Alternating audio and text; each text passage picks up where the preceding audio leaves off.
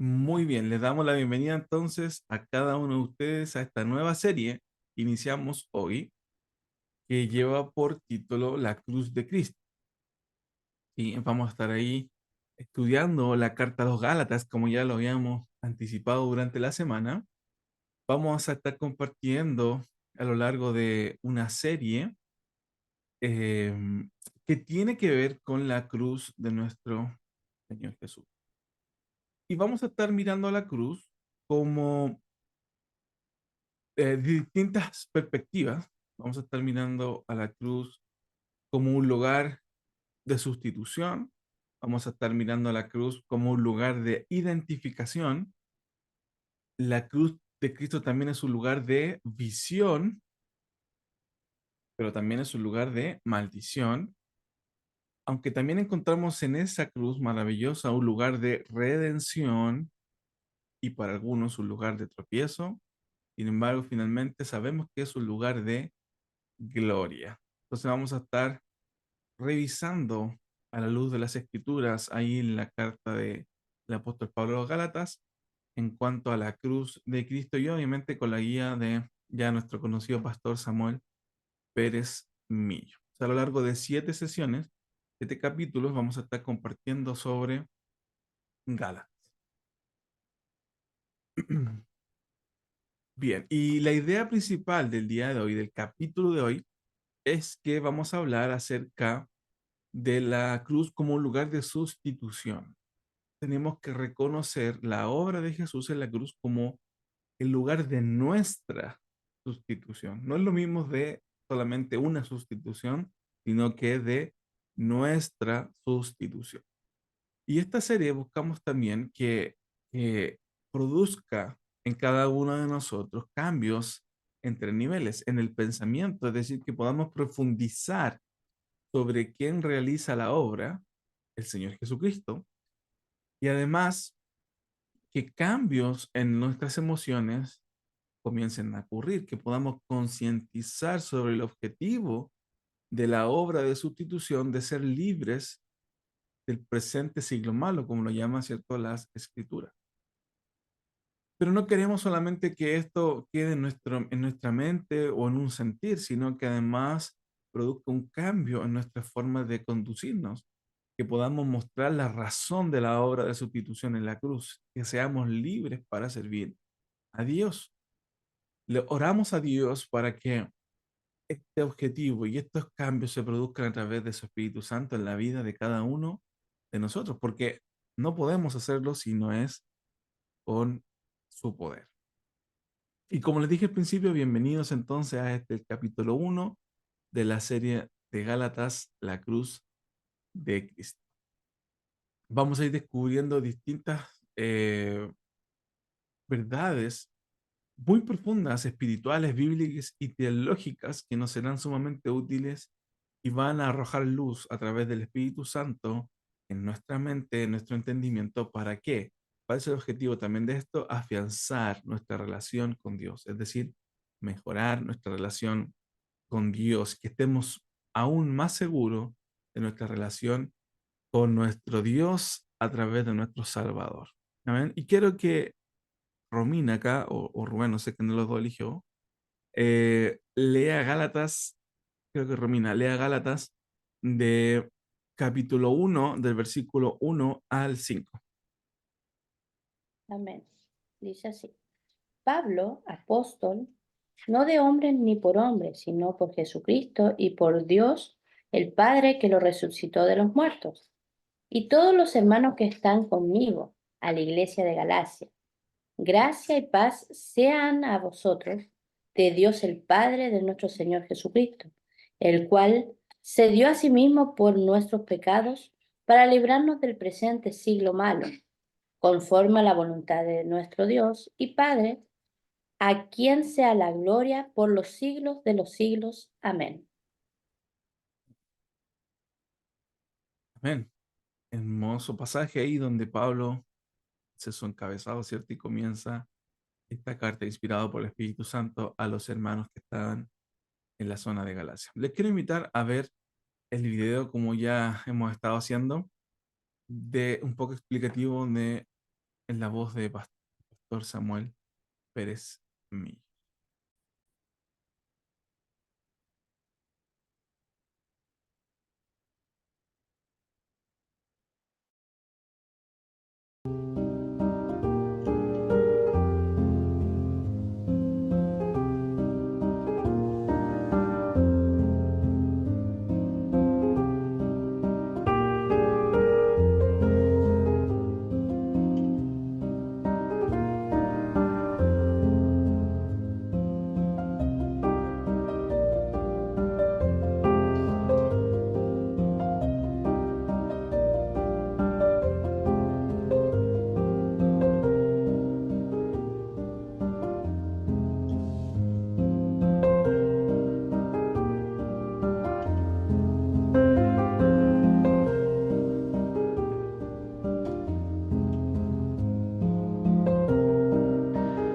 A la pregunta, ¿qué es la cruz de Cristo?, el apóstol aporta la primera respuesta. La cruz es el lugar de la sustitución. Es la primera manifestación dentro del proceso de salvación.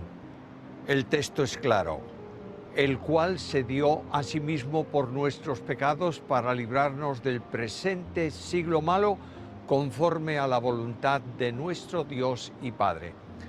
Al aproximarse al texto se aprecian tres elementos. Primero, la dimensión. Segundo, el objetivo. Tercero, la razón. Tomémoslo uno a uno. La dimensión, expresada en primer lugar por quien realiza la obra. El sujeto de la oración es el Señor Jesucristo. Se aprecia que el apóstol le da tres títulos: Señor, Jesús, Cristo. Señor es el título divino propio de Dios. La Biblia llama a Dios a Jesucristo. En el principio era el Verbo era con Dios y el Verbo era Dios. Quiere decir que quien hace la obra de sustitución es el Señor preexistente. Antes de su irrupción en la historia humana como hombre, ya era Dios. En palabras del apóstol Pablo, el cual siendo en forma de Dios. Filipenses capítulo 2, versículo 6. La preexistencia tiene que ver con su eterna existencia en el ser divino, en quien existen eternamente tres personas: la del Padre, la del Hijo y la del Espíritu Santo. Eternidad no es tiempo ilimitado, sino todo lo contrario, es ausencia de tiempo. Esto solo puede ser propio de Dios. La preexistencia divina se manifiesta en Cristo, que es la imagen del Dios invisible, como dice Pablo en Colosenses 1:15, y cuyo nombre es el mismo que Dios se da a él.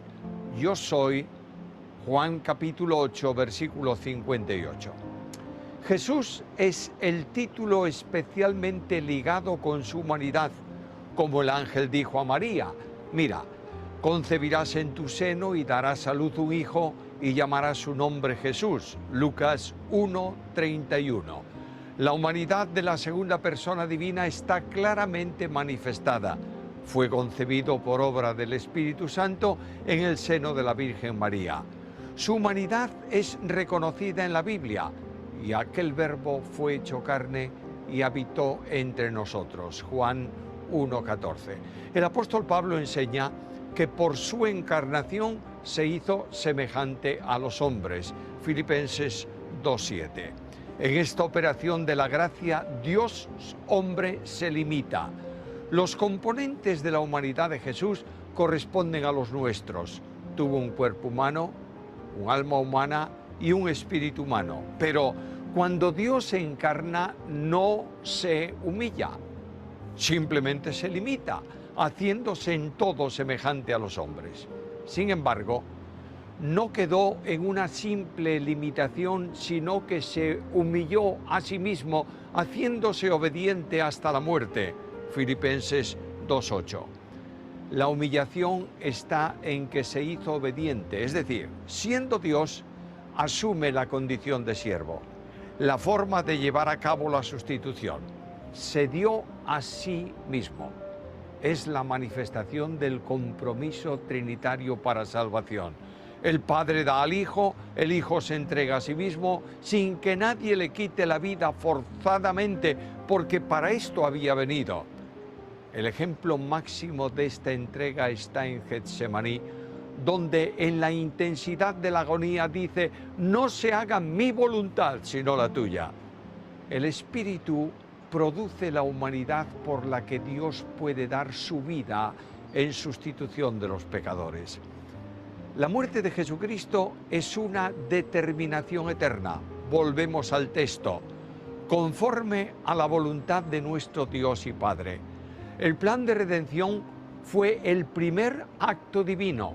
La obra de la cruz fue eternamente establecida, sabiendo que habéis sido rescatados de vuestra vana manera de vivir, la cual recibisteis de vuestros padres, no con cosas corruptibles como oro o plata, sino con la sangre preciosa de Cristo, como de un cordero sin mancha y sin contaminación, ya provisto desde antes de la fundación del mundo.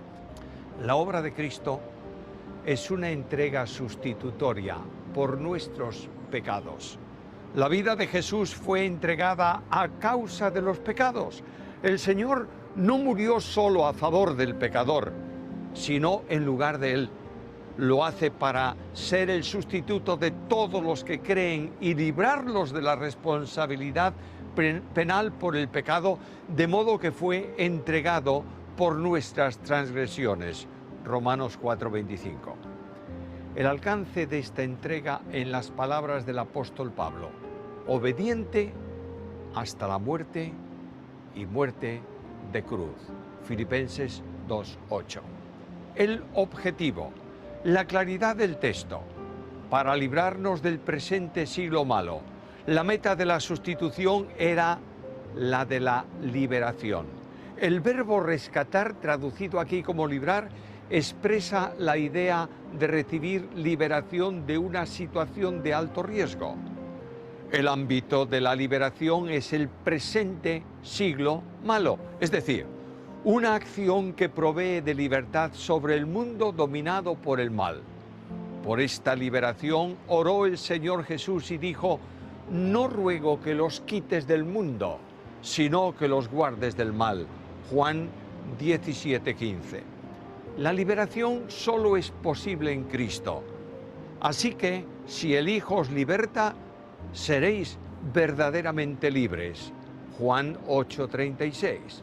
Libertad del pecado y de la corrupción para poder vivir una vida agradable a Dios. La obra está conformada al pensamiento de Dios, conforme a la voluntad de Dios. A esta voluntad divina se refiere el apóstol Pablo cuando escribe: habiéndonos predestinado para ser adoptados como hijos suyos por medio de Jesucristo, conforme al beneplácito de su voluntad. Efesios 1:5.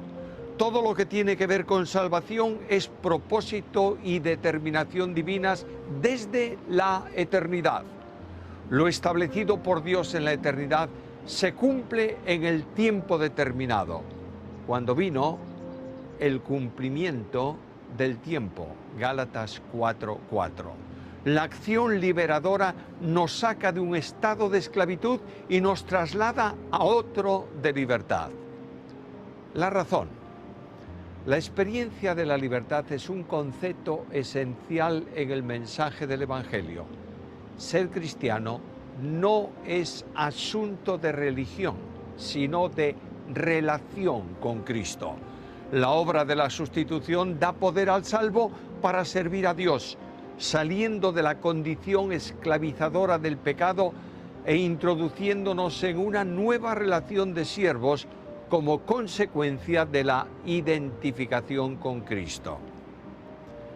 Bien podemos sentir gratitud por la obra realizada y disposición para servir a aquel que hizo todo esto por cada uno de nosotros.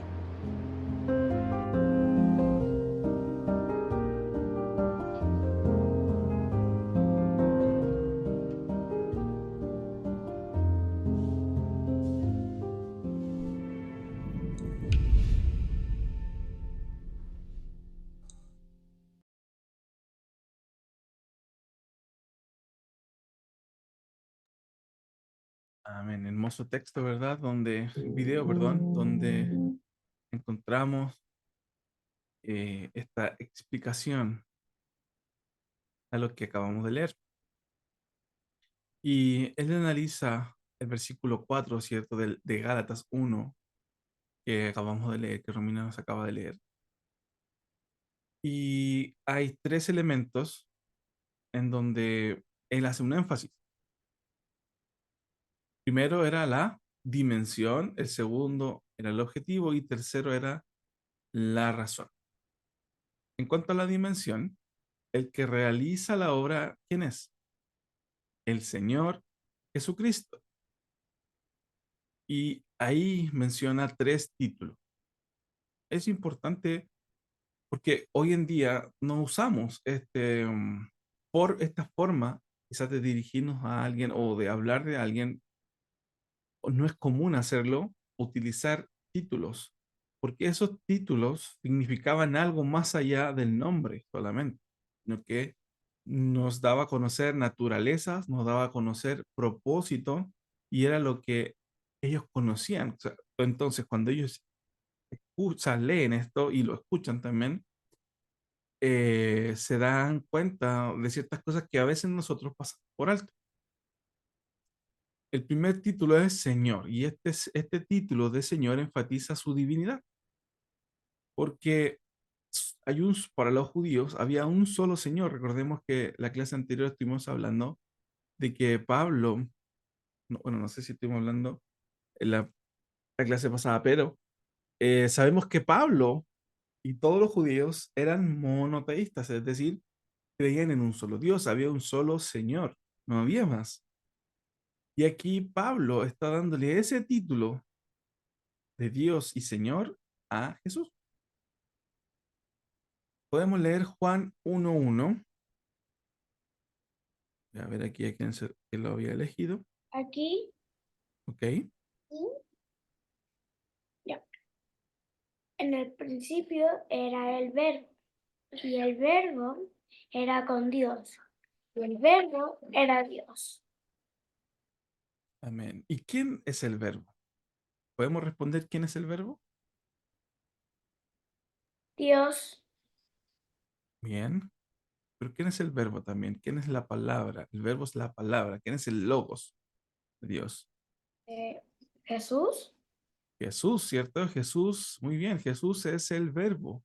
Y Juan está hablando acerca de Jesús. Y lo reconoce que el verbo, es decir, Jesús es Dios. Por lo tanto, Jesús es Dios. La hermana Bernarda tenía Filipenses 2:6.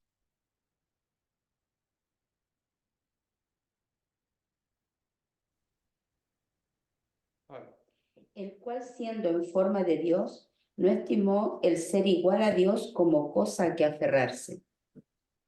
Amén. ¿A qué forma se refiere Pablo o con qué forma se refiere Pablo a Jesús? ¿Qué forma tenía Jesús? Vamos a leer. La forma de Dios. Forma de Dios, ¿cierto? Romanos capítulo 9, versículo 5. Nuestra hermana Cristina lo tenía eso. De quienes son los patriarcas y de los cuales, según la carne, vino Cristo, el cual es Dios sobre todas las cosas, bendito por los siglos. Amén. Amén. Podemos ver que Pablo en distintas de sus cartas le da el mismo trato y el mismo nivel a Cristo, a Jesús, ¿cierto? Que a Dios. Colosenses 2:9. Colosenses 2:9. Porque en él habita corporalmente toda la plenitud de la deidad. ¿Qué es lo que habita en Jesús? ¿Qué es lo que habita en él? Toda la plenitud de la deidad. Toda, Todo. toda, ¿cierto? Es Dios. Jesús es Dios. ¿Qué dice Colosenses 1:15? Eres la imagen del Dios invisible, el primogénito de toda creación. Jesús. ¿Cuál es la imagen de Jesús? Jesús es la imagen de Dios. Es una representación exacta de Dios. Pero miren además que lo que hace Pablo en la carta a Tito en el capítulo 2, versículo 13. Aguardando la esperanza bienaventurada y la manifestación gloriosa de nuestro gran Dios y Salvador Jesucristo. Fíjense cómo menciona Pablo a Jesucristo, nuestro gran Dios. Es decir, Pablo siempre en todas sus cartas está hablando sobre la divinidad de Jesucristo. Por eso le aplica el título de Señor. Pero veamos también qué dice Hebreos 1:8 para que no digan, está citando solamente a Pablo, sino que veamos qué dice el escritor de Hebreos 1:8. Más del Hijo dice tu trono, oh Dios, por el siglo del siglo, cetro de equidad es el cetro de tu reino. Bien. Ahí habla, ¿cierto?, de la supremacía de Jesucristo y nos está hablando, ¿cierto?, que, de que es Dios, ¿cierto? ¿Y qué dice Juan capítulo 8, versículo 58? Jesús contestó, les digo la verdad, aún antes de que Abraham naciera, yo soy. Así es. Ahí está, sabemos que hay un poco rara esa afirmación, ¿cierto? Antes que Abraham fuese o antes que Abraham era, yo soy. Es como, está utilizando el presente para referirse a algo en pasado, ¿cierto? Porque dice que si hablamos de antes, estamos hablando del pasado. Pero tiene una característica de esto, es que Jesús sí sabía hablar, no era que no supiese hablar, sino que esa expresión del yo soy denotaba la eternidad de él, por lo tanto su deidad. Lo que él mismo estaba haciendo, él se autodescribe como Dios. Él se autodescribe como alguien eterno y la eternidad es propia solamente de Dios. Leímos, ¿cierto?, Juan 1:1, donde se manifiesta la preexistencia del verbo, es decir, de Jesucristo. Cuando pensamos en la temporalidad, es decir, en el tiempo, ¿cierto?, que transcurre, los seres humanos somos seres justamente temporales, porque transcurrimos a través de los años. Decimos por ahí, los años no pasan en vano, ¿cierto? Es decir, somos afectados por esta temporalidad, por cómo pasa el tiempo, por cómo se desarrolla. Y nosotros siempre hablamos o pensamos teniendo en nuestra mente en cuenta el pasado, el presente y el futuro. Pero ¿nos hemos detenido a pensar alguna vez la relación entre Dios y el tiempo? Porque Jesús dijo, yo soy, ese es un presente eterno.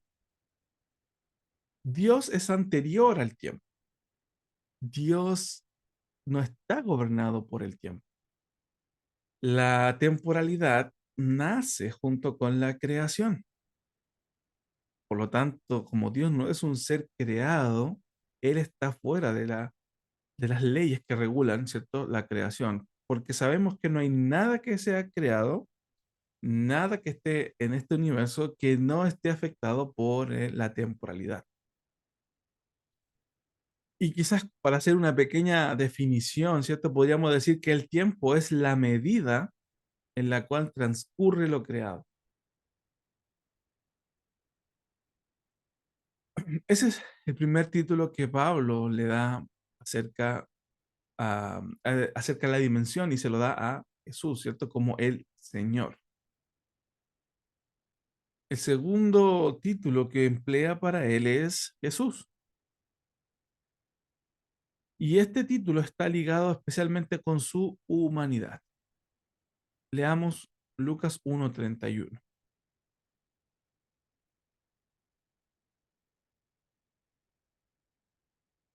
Ahí Gloria creo que lo tiene, ¿cierto? Lucas 1:31. Y ahora concebirás en tu vientre y darás a luz un hijo, y le llamará Jesús. Muchas gracias. Fíjense, dice que concebirás en tu vientre. Eso lo hacemos los humanos, ¿cierto? Concebimos en el vientre, perdón. Y además no solamente eso, sino que va a dar a luz, es decir, va a pasar por bueno, las mujeres son las que más entienden de esto y lo han vivido, las que son madres, este proceso de parto. Y le pondrás un nombre que es Jesús. Es decir, ¿qué elementos se mencionan en este versículo sobre la humanidad de Jesús? Que fue engendrado, que fue gestado en un vientre y que pasó el proceso de formación que tenemos nosotros para luego venir a este mundo. Por lo tanto, este título de Jesús relaciona estrechamente a la persona, Jesucristo, con su humanidad. ¿Qué dice Juan 1:14?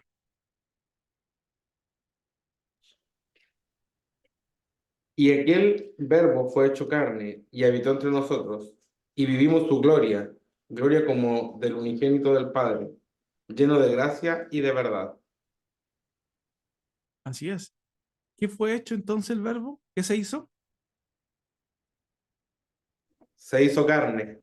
Se hizo carne, ¿cierto? Se hizo un ser de carne y hueso, como decimos nosotros, ¿verdad? Se hizo un ser humano. ¿Y caminó con quién? Con nosotros, entre nosotros, y le vimos. Nosotros no podemos ver a alguien que no es real, alguien que verdaderamente no vino en cuerpo, como algunos planteaban ya en el siglo primero, que Jesús no había venido en cuerpo. Sin embargo, la Biblia es clara y categórica en decir que Jesús era 100% hombre. ¿Qué dice Filipenses capítulo 2, versículo 7? Sino que se despojó a sí mismo, tomando forma de siervo, hecho semejante a los hombres. ¿A quién fue hecho semejante entonces? Jesucristo.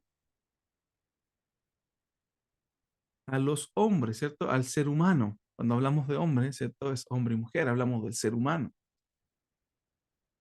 Nótese que Jesús era semejante a los hombres. No 100% igual, más adelante lo vamos a estar explicando por qué. Pero la gran diferencia era que en él no habitaba el pecado.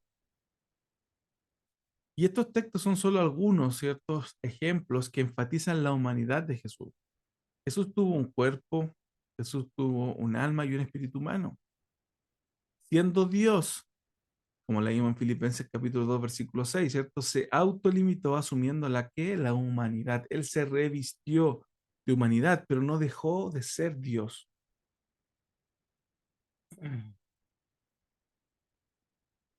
Y finalmente, esto lo que Pablo está haciendo es ligar la naturaleza de Jesús primero como Dios, ahora como hombre. Ireneo de Lyon, que fue uno de los llamados padres de la iglesia, lo expresó de esta manera: lo que no se asume no se redime. Jesús se limitó a sí mismo y asumió la humanidad para redimir. Por lo tanto, podríamos aplicar este principio a nuestra vida. Solo vamos a poder mejorar en la medida que asumamos lo que Dios quiere que cambiemos. Es decir, cuando hablamos nosotros de que queremos que la palabra de Dios produzca un cambio en nosotros, tenemos que nosotros asumir la palabra de Dios, es decir, asimilarla para nosotros, para que podamos lograr en el poder de Jesús, en el poder que recibimos a través de Jesús, en el poder del Espíritu Santo. Ahí cada uno podemos analizar nuestras vidas y ver qué necesitamos asumir. Y el tercer título finalmente es el de Cristo, el Señor Jesús Cristo. La palabra Cristo es la traducción del hebreo Mesías o Meshaya, que le llaman algunos, ¿cierto? Su significado es ungido. Jesús fue ungido por el propósito de ¿qué? De sustituirnos en su obra redentora en la cruz.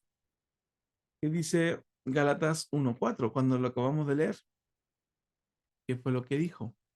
Vamos a leer. El cual se dio a sí mismo por nuestros pecados. Se dio a sí mismo. Y esto significa que es un acto voluntario. Vamos a leer lo que dice Hebreos. Hebreos capítulo 9, versículos 11 y 12.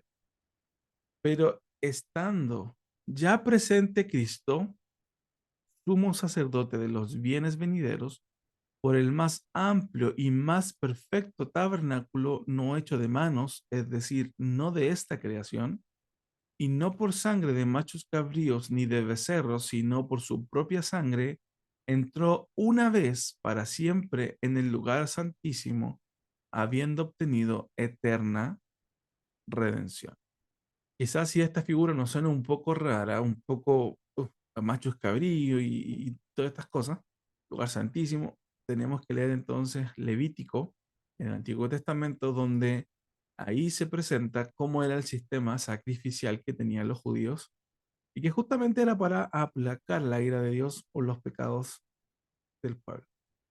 Pero en estos versículos que acabamos de leer, ¿quién es el sumo sacerdote? ¿Quién es el sumo sacerdote? Versículo 11 lo dice. Cristo. Cristo. Y la figura de este sistema sacrificial tenía que ver con quién ofrecía al menos algunos de los elementos básicos era quién ofrecía este sacrificio, el sacrificio mismo, y es un sacerdote que hacía de mediador y que ofrecía este sacrificio ante Dios. No cualquiera lo podía hacer, solamente había una persona, digamos, habilitada para eso, y cuando entraba al lugar santísimo a ofrecer este sacrificio por el pueblo, si a Dios no le agradaba, él caía muerto, salía muerto de ahí. Entonces lo amarraban con una soga, ¿cierto?, a la cintura, para que si no salía, lo sacaban. Por lo tanto, Cristo era o es, ¿cierto? Es el sumo sacerdote. ¿Y de quién es la sangre de la ofrenda? Dicen, no es de machos cabríos, sino ¿de quién? ¿De quién es la sangre? De Cristo. De él mismo, ¿cierto? De su propia sangre. Y su sacrificio fue para siempre. Él se dio a sí mismo, y lo mismo que dice Gálatas, ¿cierto? Se dio a sí mismo. Ese es un sacerdote oficiante, es decir, el que hace este sacrificio, y al mismo tiempo es la ofrenda. ¿Se entiende eso? Es a quien hace la ofrenda, pero además es la ofrenda. ¿Y qué dice Romanos 4:25? El cual fue entregado por nuestras transgresiones y resucitado para nuestra justificación. ¿Cuál fue el objetivo de eso? Para descubrir, ¿cierto? ¿Por qué se dio a sí mismo? ¿Por qué se dio a sí mismo? Leemos Romanos 4:25, para nuestra justificación. Por lo tanto, ¿quiénes son los destinatarios de este tan grande sacrificio en la cruz? ¿Quiénes son? Somos nosotros, la humanidad. Y aquellos que creemos en este sacrificio lo hacemos pro.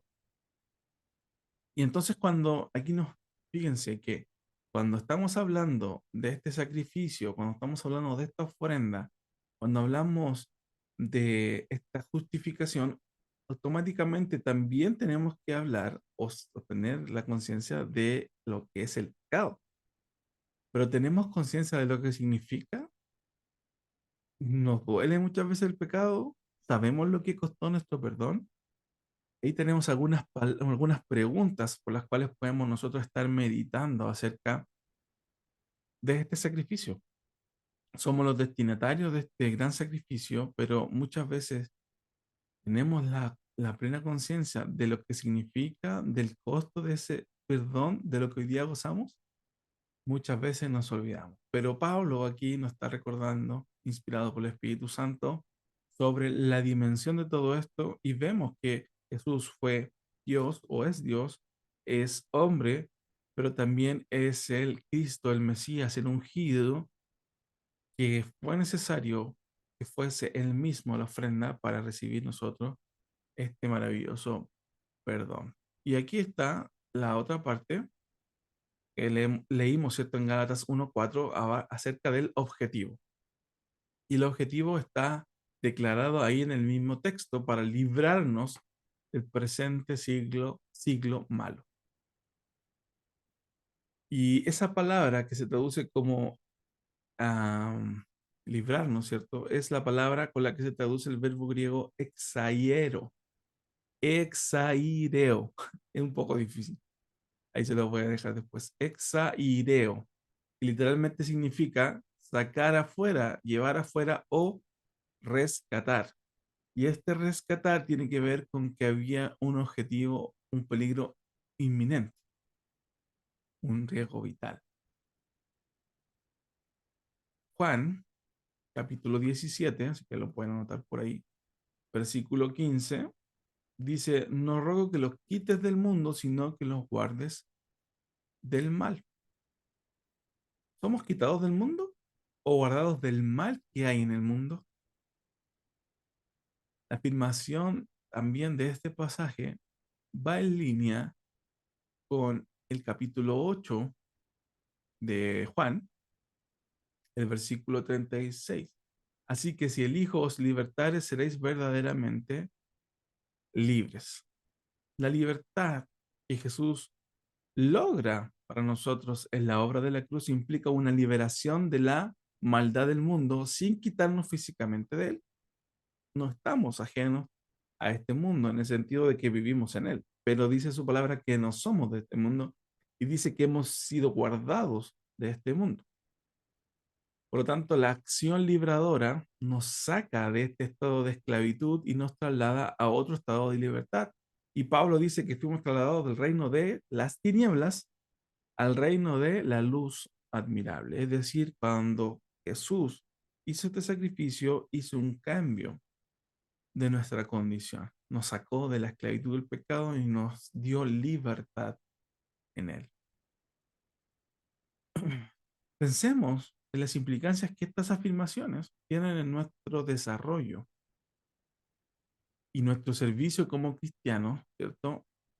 En el lugar donde estamos, ahí en Isla de Maipo, ahí en Chile, en Canadá o donde quiera estemos. Porque el objetivo, el para qué, es para librarnos del presente ciclo malo. Jesús dijo que yo he venido para que tengan vida y vida en abundancia. Y nosotros, una vez que hemos sido librados, una vez que nos hemos apropiado y hemos reconocido que somos los destinatarios de este maravilloso sacrificio, entendemos que somos libres para adorar a Dios. Y ahora la razón, ¿por qué? ¿Por qué pasó todo esto? Y muchas veces nos complicamos buscando una respuesta totalmente sofisticada, una respuesta muy compleja, pero la razón es simple y directa, porque todo es conforme a la voluntad de nuestro Dios y Padre, porque a Él le plació, por el beneplácito de su voluntad. La obra de sustitución en la cruz da poder a la persona, al creyente, al salvo, ¿para qué? Para servir a Dios, porque a Él le place hacer su obra a través de las personas rescatadas, que se disponen a hacer su voluntad. Estuvimos leyendo también, no estoy seguro si fue aquí o en la otra iglesia, pero que incluso los ángeles miraban con ansias hacer la obra que nosotros hacemos o que se nos ha encomendado hacer, pero que no le fue dada a ellos, sino que a nosotros. Y en este capítulo entonces hemos un poco, ¿cierto?, visto más acerca de esta carta a los Gálatas en búsqueda de pasajes que exponen, desarrollan y clarifican la obra de Jesús en la cruz. Hoy día tratamos de ejemplificar sobre la cruz como un lugar de sustitución. Y esta obra de la cruz tiene una dimensión enorme. Muchas veces la pensamos solamente como algo que ya pasó hace mucho tiempo atrás. Pero hay una dimensión enorme en este sacrificio o esta obra de la cruz. Y esto es por la identidad del protagonista, que es el Señor Jesucristo. Fíjense bien que Pablo es muy intencional al escribir sobre los títulos de Jesús y lo podemos ver en distintas de sus cartas. Jesús, ¿cierto? Un ser único por su doble naturaleza divino-humana y por la disposición de entregarse a sí mismo. Jesús dijo que nadie le quitaba su vida, sino que Él la ponía y Él tenía el poder para volverla a tomar. Y podemos ver también que el objetivo de su obra se trata de un acto de liberación de la maldad del presente siglo, pero sin sacarnos físicamente de él. Muchas veces nosotros decimos, bueno, si el Señor nos libró, eh, ¿por qué nos enfermamos? ¿Por qué pasa esto otro? ¿Por qué vienen estos sucesos que no son los que esperamos? Porque el objetivo de él no es el que nuestra vida física, ¿cierto?, se persevere, sino que nuestra vida eterna, nuestra vida espiritual. Eso es lo que Él vino a librar del pecado, de la esclavitud del pecado. Y todo esto es por la profunda razón de que Dios quiere hacer su voluntad, porque Él lo predestinó desde antes de la fundación del mundo. Muchas veces nosotros creemos que el plan de redención o el plan de salvación viene a causa de la caída que leemos, ¿cierto?, en Génesis de Adán y Eva. Pero sin embargo, cuando comenzamos a estudiar la Biblia y comenzamos a leer las Escrituras, nos damos cuenta de que el plan de la salvación fue establecido desde la eternidad, desde antes de la existencia del tiempo, pero que sin embargo se llevó a cabo en un momento que se había establecido desde esa eternidad, en el tiempo, cuando llegó el cumplimiento del tiempo, entonces vino Jesús a este mundo. Ahora, una pregunta para nosotros para reflexionar. ¿Estamos disfrutando de estas verdades en nuestra vida? ¿Son parte de nuestra vida cristiana cotidiana? Esto que hemos estado compartiendo de la salvación, del propósito, del objetivo. Vivimos nuestra vida con la idea y convicción en nuestras vidas, ¿cierto?, de que la cruz de Cristo es un lugar de sustitución. Hemos compartido, hemos divulgado estas ideas sobre la cruz de Jesús con otras personas. Te quiero pedir ahí que tengas en tu agendita o donde sea que estés tomando nota, en tu iPad, en tu teléfono, que podamos escribir qué es lo que más nos ha impactado de este capítulo, de estos puntos que hemos estado viendo. ¿Cuál es, cierto, em, ese tema o esa verdad o esa declaración que más ha impactado nuestras vidas del día de hoy? Y es muy útil que tengamos algo que sea solo para esto, como una agenda o un cuaderno o algo así, porque también podremos en un tiempo más volver a ellas y revisarlas, volver a ellas y, no, y ver qué es lo que estábamos pensando, qué es lo que estábamos viviendo en ese momento, qué nos habló Dios en ese momento y nos va a ser muy útil en unos años.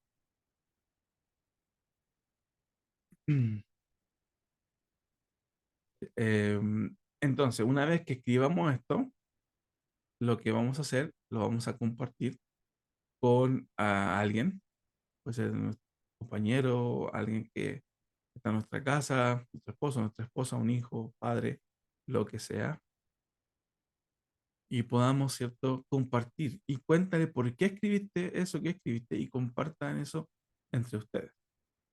¿Ok? Y también vamos a hacer algo que vamos a orar a Dios, agradeciéndole por la obra de la cruz y pidámosles que nos haga siempre tener en nuestras mentes estas verdades y que nos permita compartir con otras personas estas verdades. Em, Les quiero invitar entonces a que puedan escribirlo, tómense un minutito para poder escribir eso y luego lo vamos a estar compartiendo. También les quiero instar a que sigan leyendo y los que si alguien no la ha iniciado, la lectura de la carta a los Gálatas para que podamos ir teniendo un contexto esto de lo que estamos hablando, un contexto de lo que significa.